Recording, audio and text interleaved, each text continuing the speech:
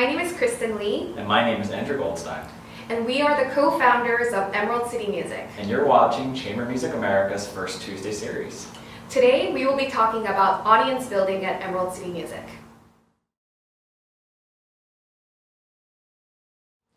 At Emerald City Music, you can expect three very unique things. First, the setting and the experience that you'll have. Secondly, the innovative programming. And third, our audience. Our setting and experience is very unique. We really wanted to bring forth the audience and the artists together. So the space that we perform in is not a standard concert hall. It's actually during the day, it's a coffee shop, and we actually have this space where you walk through the coffee shop through the double doors, and you walk into this big sort of recreational room where we set up our chairs in a round and with no stage, and the artists come to the center of the round. Everybody is experiencing the music with a drink in hand, and we put a lot of focus in dimmed lights and candles. And yeah, so it's a very casual vibe where the audience and the artists can really come together. So secondly, the programming is very innovative. We like to try to not limit ourselves to only presenting what we think of as classical music. The word chamber music is very versatile. I mean, technically it just means that, it's music that is performed in the chamber. So it's something very intimate. So I like to take that as thinking that it could cross any genres. It doesn't have to limit to any period of time. So at our concerts and our programs, you'll see the music of Bach and Beethoven alongside with a very, very young composer, maybe a new work, a new premiere, and then maybe ending with some sort of jazz improv or something that's influenced by other genres of music. And also with our artists, we really like to promote a lot of the young and upcoming, very, very high caliber musicians, along with musicians who have been with us for many years and have a very significant career and a place in the classical music. So it's a place where the artists can also come together without any limits of age. Because of Kristen's programming and the diversity of it, what we found is that a lot of the audience members tend to just trust the brand, and so they often don't know what they're going to hear, and sometimes they'll listen in advance, but they walk in with complete open slate expectation, and they're able to just be delighted, and they'll find something that they latch onto, and sometimes they'll tell us even what they don't like too, which is great. But we encourage that kind of dialogue and that conversation, which is really, really unique. The audience at Emerald City Music is also pretty extraordinary. The location of our venue is right across the street from Amazon's corporate headquarters, where they have about 50,000 young employees from all around the world. And what we've been able to do is partner with Amazon and Facebook and some of these other companies and really draw a quite young and very diverse audience. So you might see people who are there for the first time, listening to classical music live for the first time, right alongside someone who was just at the symphony the night before. And what's amazing is that because of that dialogue, because of the intimacy, because of the closeness of the musicians and the audience, because of the drink in hand, it all plays together into this really cohesive, really dynamic and deep experience for people.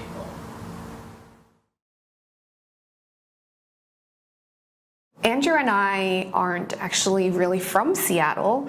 Andrew lived in Seattle about 2 years prior to starting Emerald City Music, and I only started getting affiliated with the area in the Pacific Northwest because of Andrew. So the way we were able to really start talking to people and building connections and networking was just solely through going out there and telling people who we are. I know that you really went on LinkedIn and just wrote to people. I remember one time we sat together for a few hours and we just wrote hundreds and hundreds of personalized emails to every single person that was affiliated with the university, heads of the corporations. I mean, whoever we could find that was like in public email address, we just reached out and we just wrote. So, it took lots of hours and lots of time and hard work, but that was actually really our starting point. Yeah, and I don't know about you, but I'm the classic introvert. I don't particularly love going to networking events and shaking hands. And Seattle is full of people like me who are just very blinders on. And I think what I found was the best thing was beyond just writing an email and just believing what we have and believing what we have is good. Even going to networking events, I would set goals for myself. So I'd go to like a young professionals event and I would say, I'm gonna shake 5 hands, meet 5 people, and then I can leave. I've reached my goal, right? Yeah. So I didn't stay for hours. I didn't try and reach that one person. But that's how we got into Amazon was, okay, we met one person, and then I sent that one person an email, and that one person said, talk to my boss, and talk to my boss, and talk to my boss, and suddenly we're third from the top, and he says, well, here's the 5 people you need to talk to. And those kind of connections, personal connections, starts with just an email or starts with just a handshake. And that kind of engagement, I think all of us just really want to build friendships and relationships, and we also realize that there's really no shortcut. So we just really actively, but I do want to emphasize that we so believed in this model of new series that we wanted to bring. So having that really precisely and clear and bringing that forth to just people that we didn't know, but just reaching out has led us to where we are and these relationships that we have with these companies. And especially reaching out on their level. We didn't reach out and say, we want to bring 45 of the world's best musicians. For what we said was, we believe that music in this district can change people's lives and can have this effect. And I mean, we talked the way that they talked, which I think was also really important. Another element that we used to engage with people was that we were very alert and aware of the social gatherings of the local area. So we used this app Meetup, and we like to just host some sort of discussion or a gathering, and we meet people in that way. And I know that you're also affiliated with lots of other sorts of local clubs or other gatherings, and so we try to just participate in that as much as possible so that we can engage with the community. And I think our biggest challenge at the onset was finding a board and finding, we had to start from scratch with very little connections. So Kristen alluded to it already, but we seriously went through LinkedIn. It had a search tool where you can find people who are willing to join a nonprofit board who had experience in the arts or served on another board, and we just sent hundreds of LinkedIn emails saying, this is what we're doing, are you interested, let's grab coffee. And it's just that first reach out, and we probably heard back from maybe about a third of them, and that's how we got our start. Mm-hmm.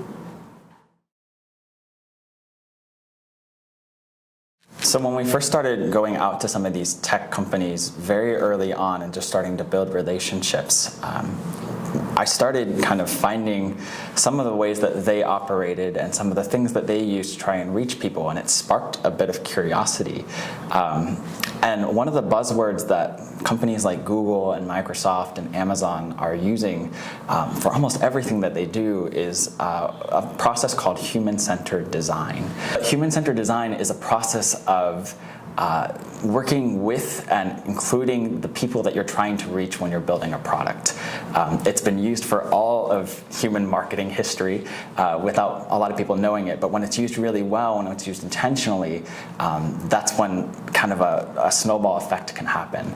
And so these companies kind of divide it up into 3 different processes. The first is they take inspiration from their users. The second is they include their users in the development, and the third is that they use their users to market the final product.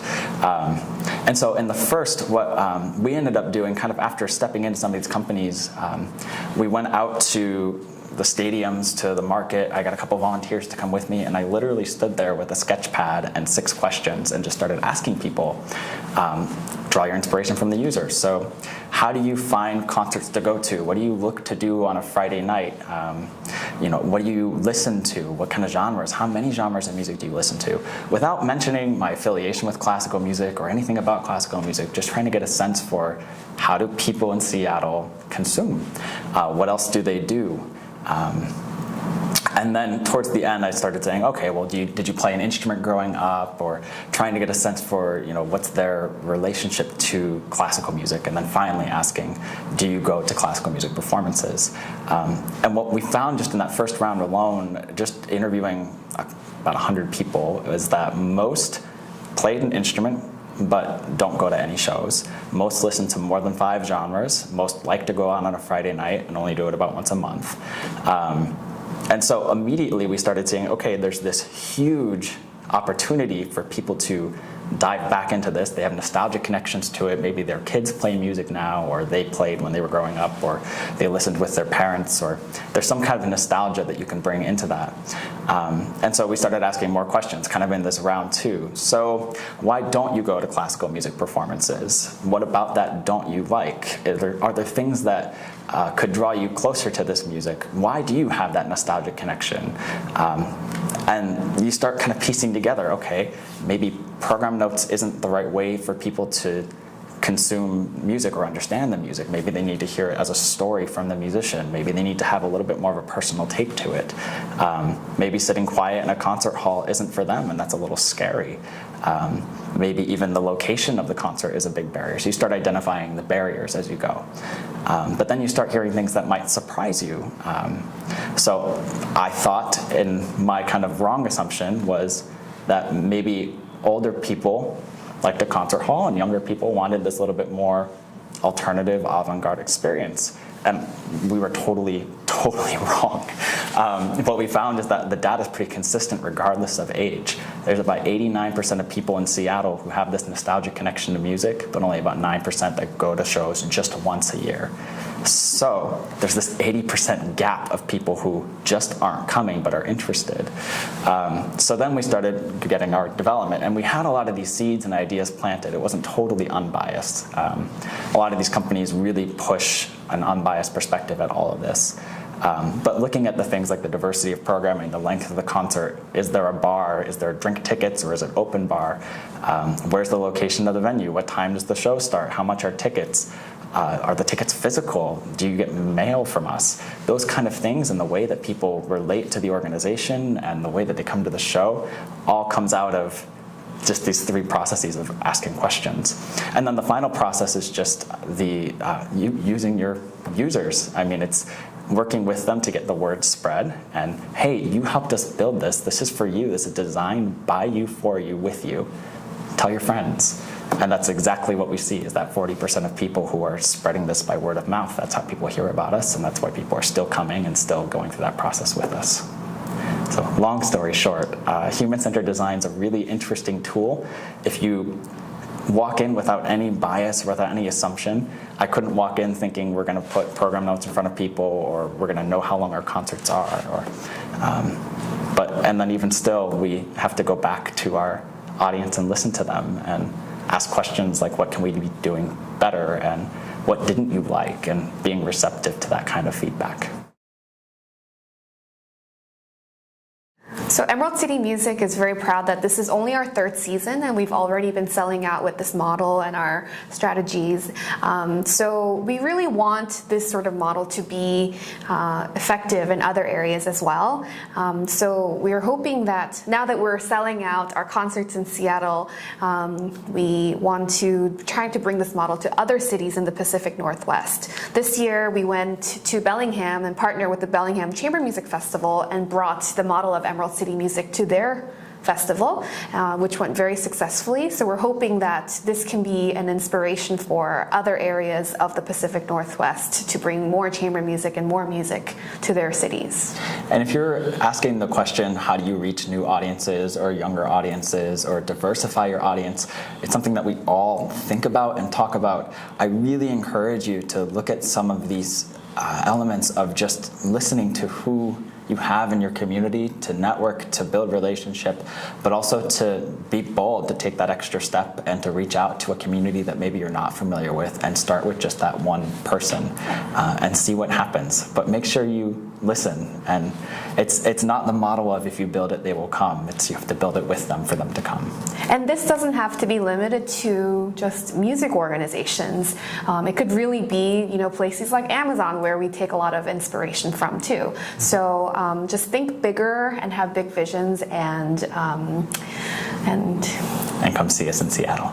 Yes. If you want to learn more about Emerald City Music, you can find information about us online at emeraldcitymusic.org. And for more information about Chamber Music America, please visit chamber-music.org.